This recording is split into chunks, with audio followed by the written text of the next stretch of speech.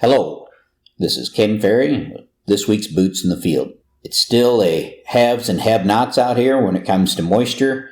Many areas received rain over the week, and even last night, reports of anywhere from 1/2 to 2 inches. Most of that came again where they've been receiving rain. Here at Hayworth, we're in the have-nots, from 136 to about Decatur. We're still struggling to buy a heavy dew, for that matter of fact. This week, a lot of corn that was planted early is starting to pollinate. So far, the fields we've been in, pollination is going good, but it's going to take a couple of weeks. We always talk about the important position in your farm of a pest boss. Remember that person who's responsible to beat back all threats against the farm, such as weeds, disease, and insects. For you guys that are nominated the pest boss of your operation, and I think it should be an employee or of the operation to be in charge or centrally in charge of this position, it's go time. It's time to be out there and making sure that some of these invasions that we're starting to look at don't turn themselves into a real mess. So as we're out there right now in this pollinating corn or corn that's getting ready to pollinate, scouting typically would start anywhere from 2 weeks before right on through to the end of pollination. Don't forget, you guys in the north, to be looking for the western bean cutworm. And while you're out there, those moths are going to lay them eggs on the top side of the leaves, if you remember, and they're typically in the upper portion of that plant. We can get a lot of damage on your susceptible hybrids there. The aphids, same thing for this later planted corn. As you're out there checking it, pull the whorls, unwrap it to see where your tassel's at, and be paying attention in the dry area for aphid buildup.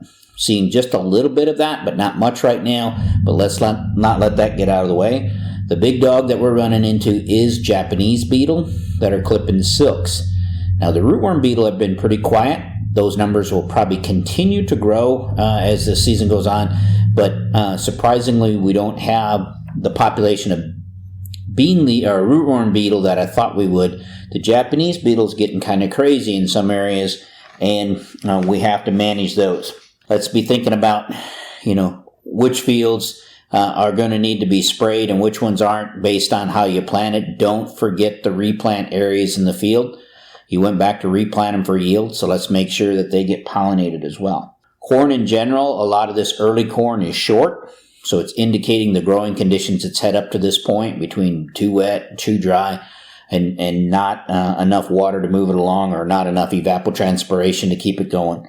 We've seen a lot of corn that's tasseling, pollinating, and still short. It's going to stay short because it's through the vegetative stages. It's now in the reproductive stages. So you're not going to add height once that tassel is dropping pollen from that case.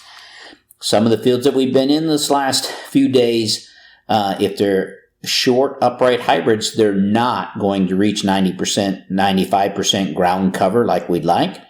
And if it stays hot and dry for some of these hybrids, that will be a problem. That'll cause some heat stress out there in the field. Corn height doesn't mean that much to yield if everything is okay and we're not fighting a drought. Under drought, hot conditions, the closed architecture on the corn will show up in hotter temperatures, and that'll give us trouble itself. Beans, they're kind of short as well, especially the wide row beans and the later planted beans. They just aren't moving along like we'd like. They are stacking those internodes kind of tight.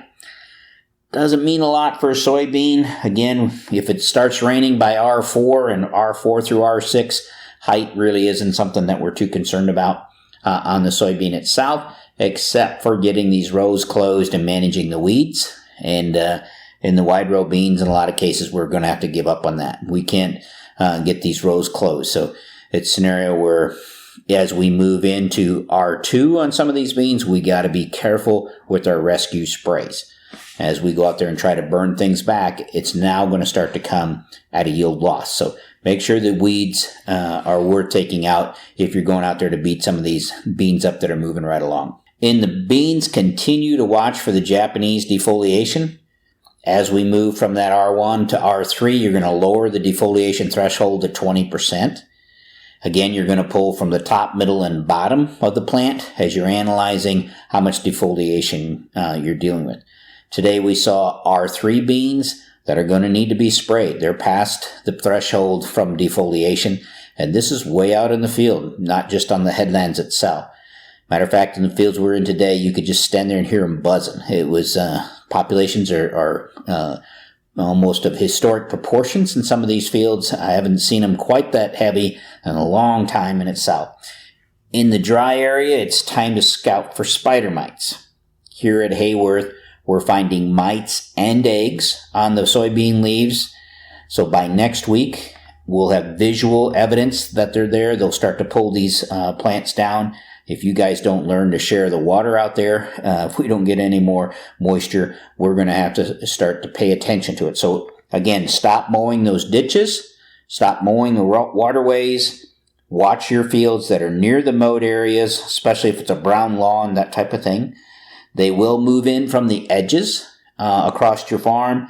So by border spraying, you can buy some time if you catch them at the edge. If they're already past the edge, you're not going to buy yourself any time in itself.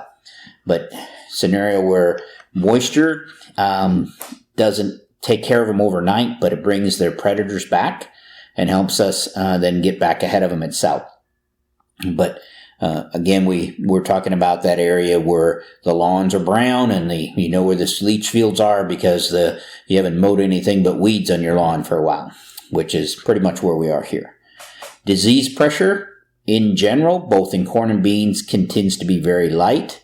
Haven't seen a lot of pressure. Common rust is the most prevalent out there. Today we did see some small amounts of gray leaf in the areas receiving moisture and some anthracnose. But again, the pretty light pressure. Even in the areas where it's been raining, the pressure is a little stronger, but it's been pretty quiet.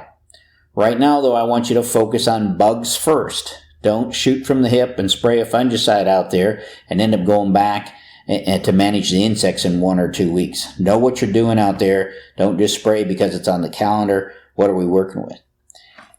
Anybody fighting Japanese beetles and silk clipping near the office, within driving distance of the office of we have a Hagee here with undercovers, and we'd like to try something with the undercovers on this Hagee where we would basically cap the nozzle that's spraying up.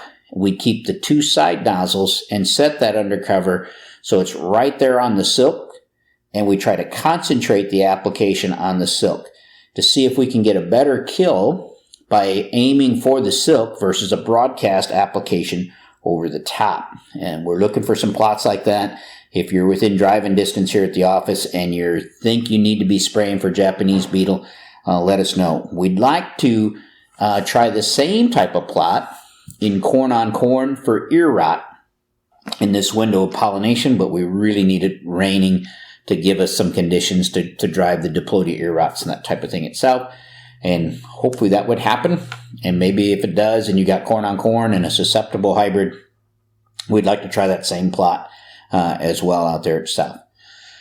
Don't forget, you crop tech customers, our field day is July 20th. The invites are going out today, so you can kind of see what the program is. It's going to be a busy day for the rest of you. Don't forget the Corn Soybean College on the 25th and 6th. With that, I'm hoping that we see some rain everywhere. Guys, don't keep hogging it on me. Let's be sharing it.